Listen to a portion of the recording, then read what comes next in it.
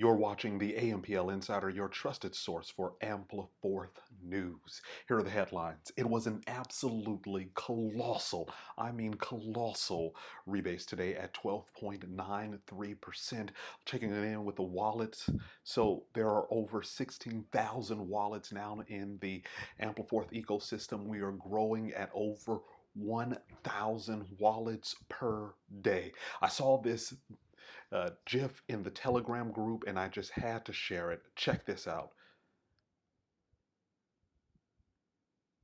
Massive, right? Absolutely massive. Take a look at that again.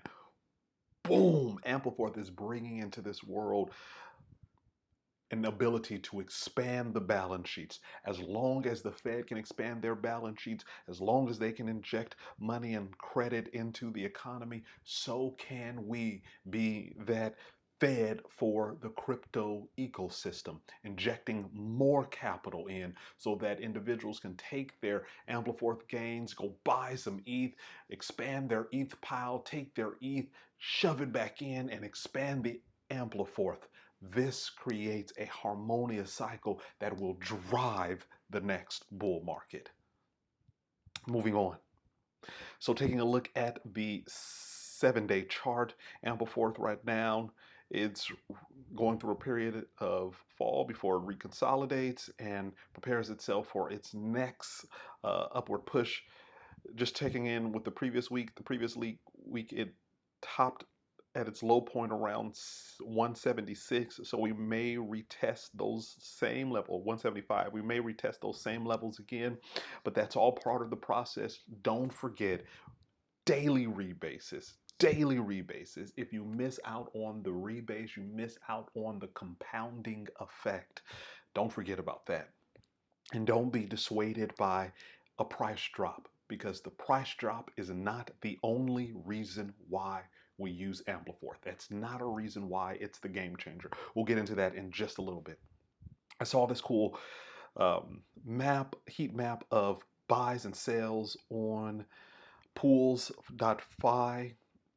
It shows you when large and small buy orders and sell orders are coming in on ETH and in AMPL in the Uniswap pool, and it just is this very nice visualization to see the buying and selling habits that individuals are using.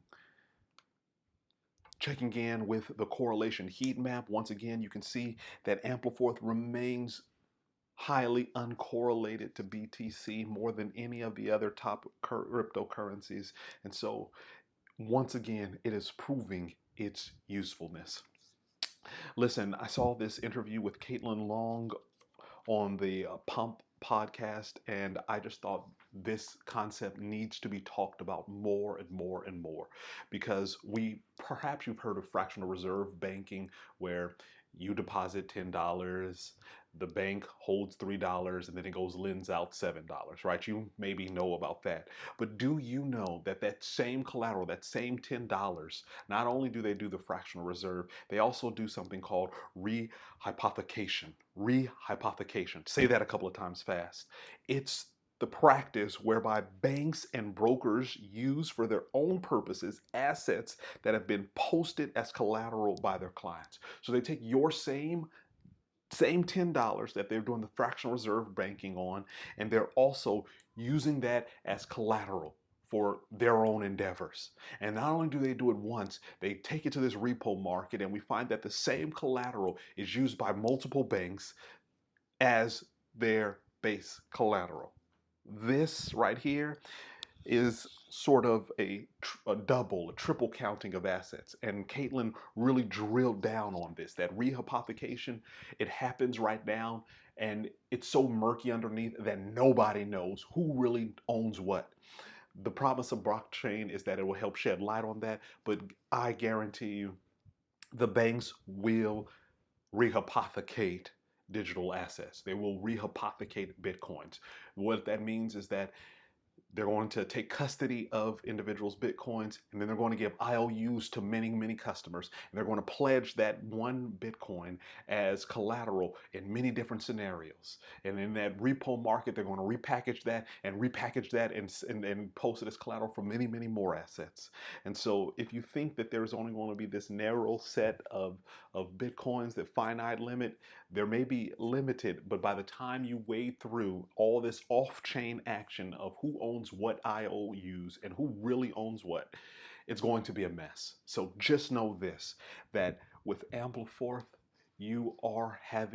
the banks will have a printer in their own vault. They will want a percentage of the network. They will want a percentage of those rebases. They want the money printer in their vault. They want to infinitely be able to expand their vaults, and so they will want that money printer in their vault. Moving on. So one of the primary use cases of this currency, of Ampleforth, of this base money, is what is called supply elasticity. Supply elasticity. This article, it says, what if the supply could expand and contract in response to real market demand, and a single unit was worth the same amount today as in the year 2120 and 3120 and beyond?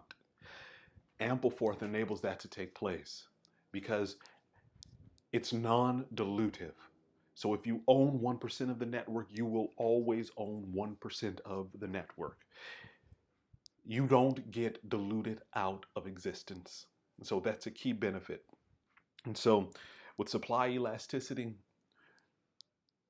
you can gain your profits not only in price, but with the amount or the supply that's constantly expanding. And so that's a key way to look at Ampleforth. Also, I want you to stay laser focused on this from Pantera Capital, which talks about Ampleforth. It says, the entire ethos of Ampleforth is a paradigm shift from price-based trading strategies to supply-based trading strategies. Ampleforth is opening up a whole new world. It is a game changer. It is a paradigm shift for the legacy platforms and how they can profit and make money.